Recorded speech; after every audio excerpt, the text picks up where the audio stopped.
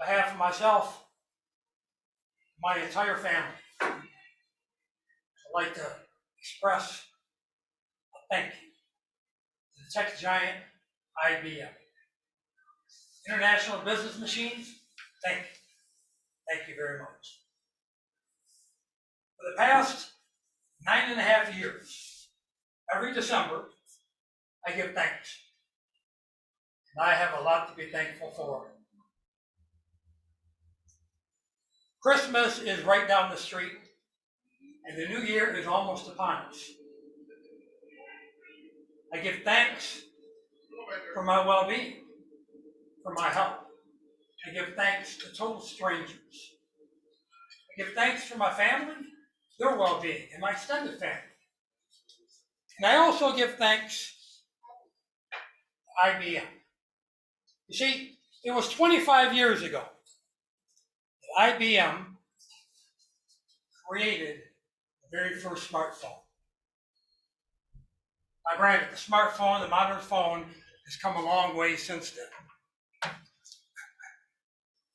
The smartphone has changed the very dynamic, the very fabric of the world that we live in, the way we communicate, the way we do business, the way we socialize, and the way we purchase. It's fair to say the smartphone has touched virtually everyone's life in this world.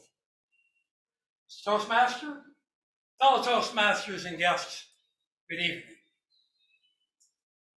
I was born in the Netherlands, and I was raised in the city of Detroit. From a very young age, sports was the focal point of my life.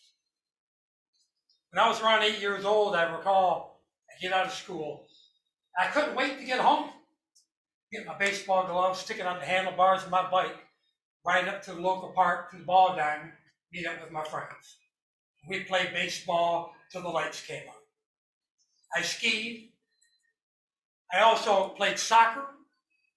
When I was around 10 years old, my father, in the evening, he was a water safety instructor.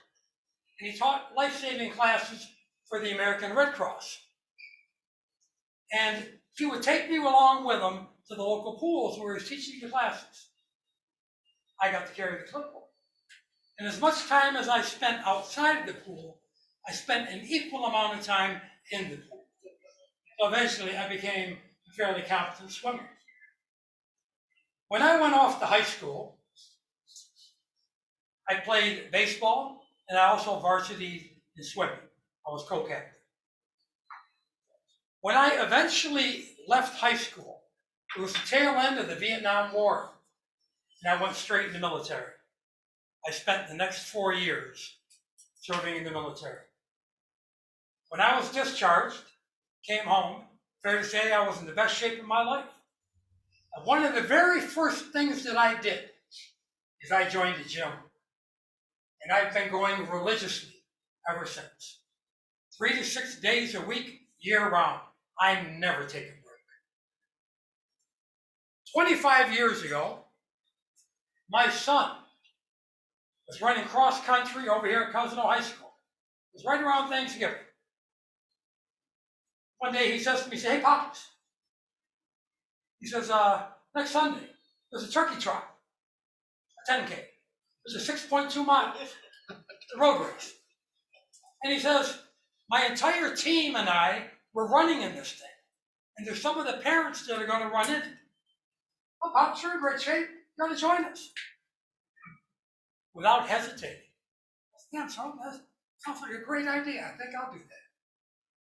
Following Sunday, I went down and I filled out the little registration, the little application for the race.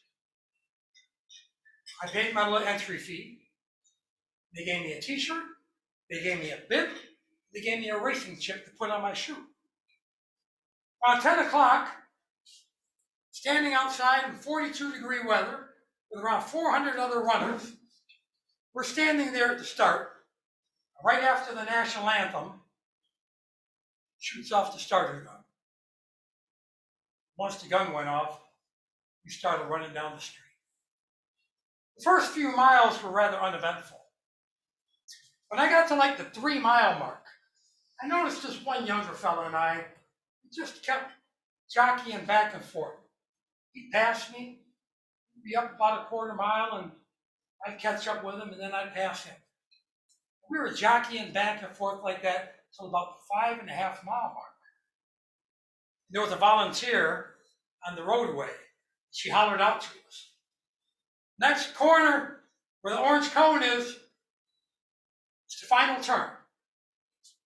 I never forget, we come around that final turn, and I look down that straightaway, about a quarter of a mile down.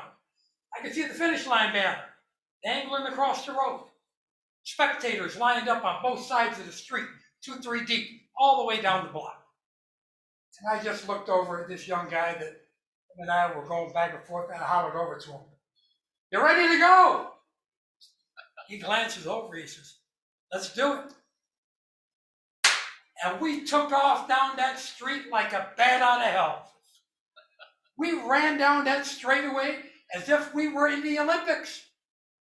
It was absolutely exhilarating. When I crossed that finish line, I was hooked.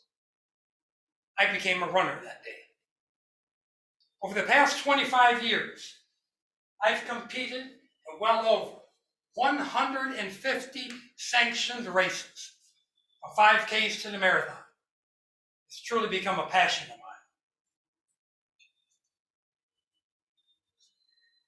Things changed a little for me on June 10th, 2012. You see, that there is a date that I don't remember. But I'll guarantee you, that is a day I will never forget. It happened to be a Sunday. My grandson had a soccer tournament that morning at 11 a.m. I've been to plenty of these. Spend most of the day sitting in a lawn chair, going from one soccer field to another. I was training for a race. I told the wife the night before, I'm getting up early in the morning, 6:30, and I'm going up to the park where I normally train. I'm going for a 6 or 8 mile run. Next morning I got up. My favorite place to train is right over here in Sterling Heights, called Dodge Park. You get to the park, you park your vehicle, you walk down this path about a quarter mile to this little bridge. Once you cross over that bridge, it goes over the Clinton River. It's a trail system in this park. If you go to the right, you can go out 3.5, 4 miles. It's a loop. Comes all the way back. If you go to the left, you can go up to 10 miles all the way to Utica. I've literally run thousands of miles on those trails. That early in the morning, you seldom see anybody. I've been up there, never saw a single soul on a 10-mile run. It's a very scenic park. Huge trees, huge canopy. And it goes right along the Clinton River. Small path.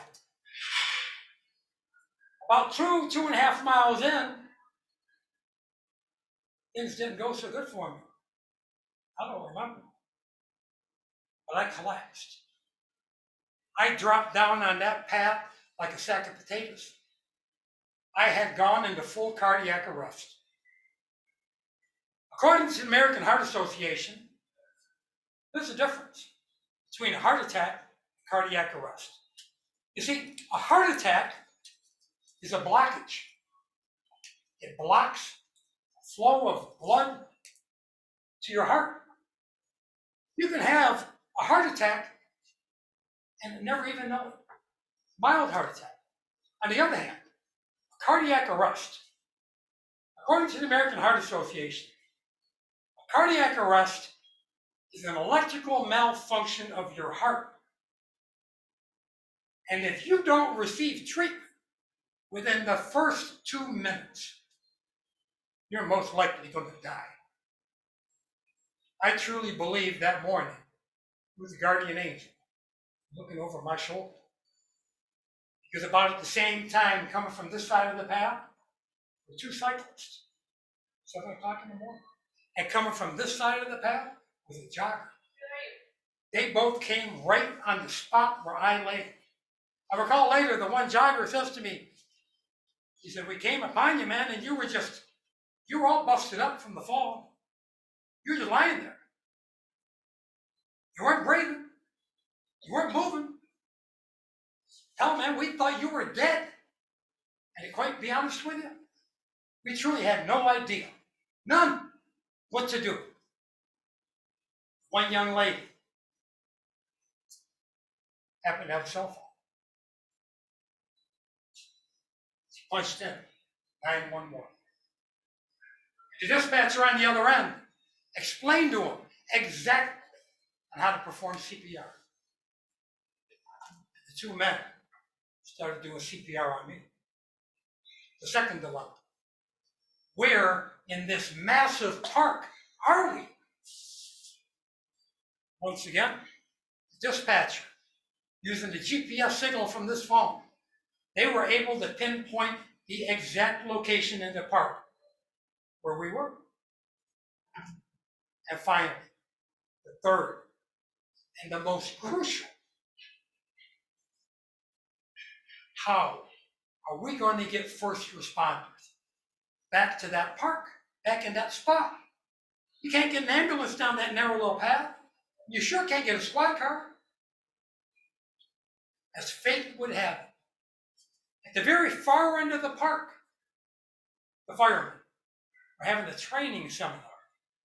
They had the use of these electric golf carts. There was a paramedics and some fire personnel loaded some equipment, took off down that narrow little path. When they finally got to me, they loaded me onto the cart. They took over, hauled me out of there, got me over to Henry Ford Macomb Hospital. That's where I spent the next 4 days, all of which I have absolutely no recollection. None.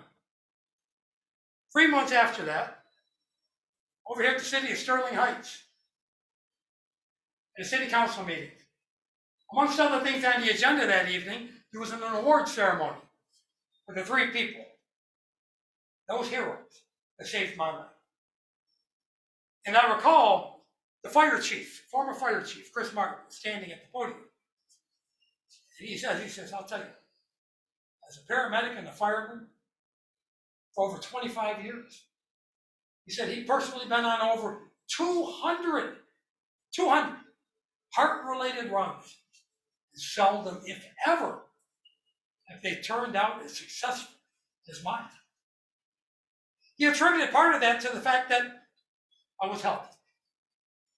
The other thing is they got to me in a timely fashion, under 2 minutes, and good quality CPR. When the former mayor asked me to come to the podium to say a few words, I absolutely had nothing prepared. I recall I came up there and I thanked everybody. Paramedics, firemen, policemen, dispatcher, firemen. I had to acknowledge the people that saved my life. What do you say to someone that literally saved your life? Thank you. Didn't seem like enough. There's two things I do know. Two things that I learned that day. Number one, do yourselves a favor. If you don't already know it, learn CPR. It saves lives. And another thing, these cell phones can save a life. I'm standing here before you as living proof that it does. Mr. Toastmaster. Thank you.